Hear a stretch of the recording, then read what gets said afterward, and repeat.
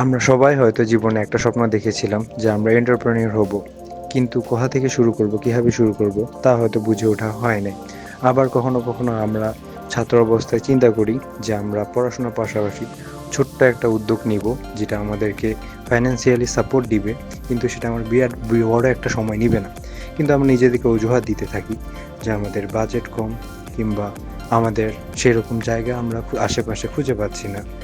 কিন্তু আজকে আমরা পার্সোনাল এন্টারপ্রেনারশিপ এবং ইনোভেশনের একটা দারুণ চমৎকার এক্সাম্পল দেখব আমাদের ইউনিভার্সিটির সামনে থেকে, ইব্রাহিম মামার ফুড কোর্ট থেকে। প্রথম দিন আপনার ইনভেস্টমেন্ট কত ছিল যখন শুরু করছেন? তো শুরু করছি প্রথম দিন আমি 1200 টাকা দিয়ে ইনভেস্টমেন্ট শুরু করছি। ঠিক আছে, 1200 টাকা দিয়ে ইনভেস্টমেন্ট শুরু করছি, 50 টাকা প্যাকেট বিক্রি করতাম। ঠিক আছে, হ্যাঁ, তখন প্রথম দিন আমি শুধু পরিপূর্ণ মাল শেষ করতে পারি নাই, 24 পিস মাল আনছিলাম, 6 পিসের মতন মাল ফেরত নিয়েছিলাম। তারপরও আমার লস হয় নাই, মানে চালানটা উঠে নিয়ে গেছিলাম, কিন্তু আমি ব্যবসা ছাড়ি নাই। তারপরে এরকম আসতাম, কোনোদিন শেষ করতাম, কোনোদিন আবার লস হইতো, কিন্তু আমি ব্যবসা ছেড়ে যাই। লস হলে চিন্তা করতাম যে আজকে লস হয়েছে, কালকে আবার বিক্রি হয়ে যাবে।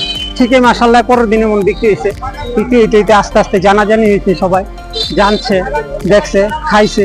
আমার একটা জিনিস কি, আমি বিশ্বাস ছিল আমার ব্যবসাটা ভালো হবে, চলবে, কারণ আমার আত্মবিশ্বাস, আমি পরিষ্কার পরিচ্ছন্ন এবং সবসময় টাটকা খাবার খাওয়ার চেষ্টা করছি। লাভ খুব কম, সীমিত, যার কারণে আমি এই পর্যন্ত আজকে 2 বছর ধরে করতেছি ব্যবসা।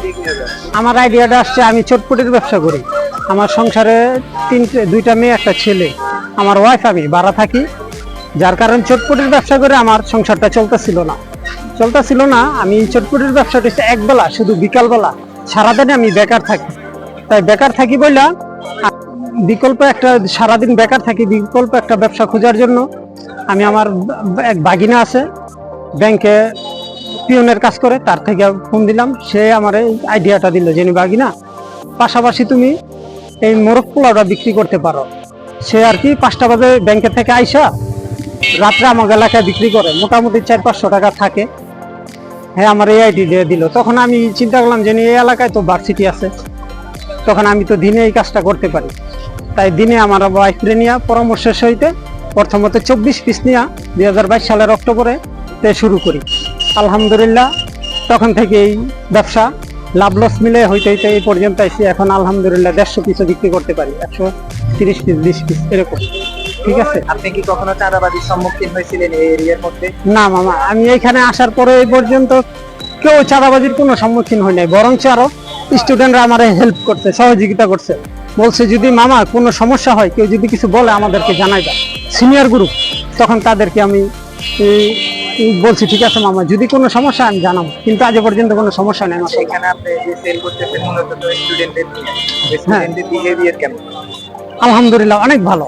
আমি তো এটা নিয়ে আরো বাসায় নিয়ে পরামর্শ করি, জানি মানুষের ভার্সিটি, কিন্তু ভার্সিটির ছেলেদের আচার আচরণ অনেক ভালো, অনেক খুব ভালো। আপনার এই ব্যবসাটা মানে প্রচারের জন্য কোনো লিফলেট বা কোনো মিডিয়া ব্যবহার করছেন?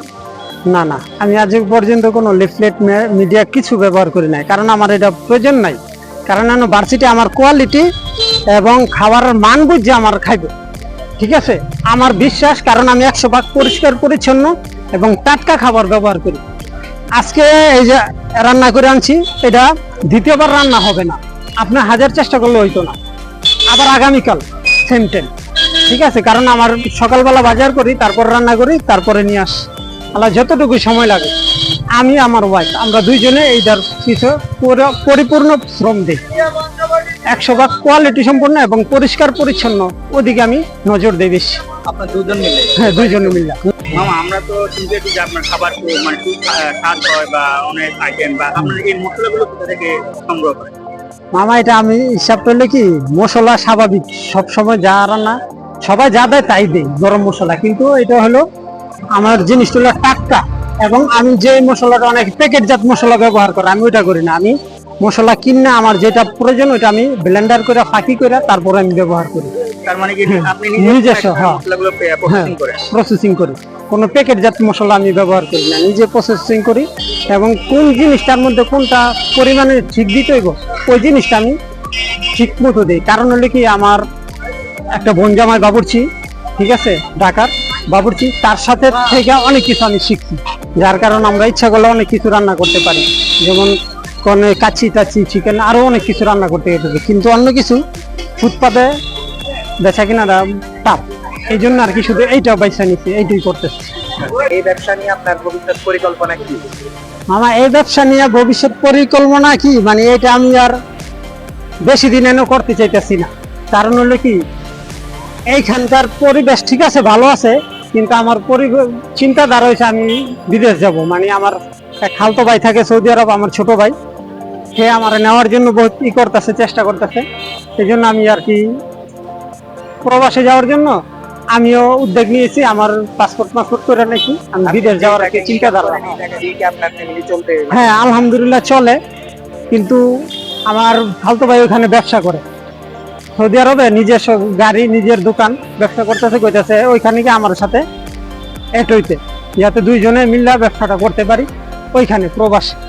এই জন্য আর কি আমার চিন্তাধারা ওইটাই, এই জন্য এটা আমি স্থায়ী করে তেমন কিছু করতেছি না, এভাবেই সাময়িকভাবে করতেছি।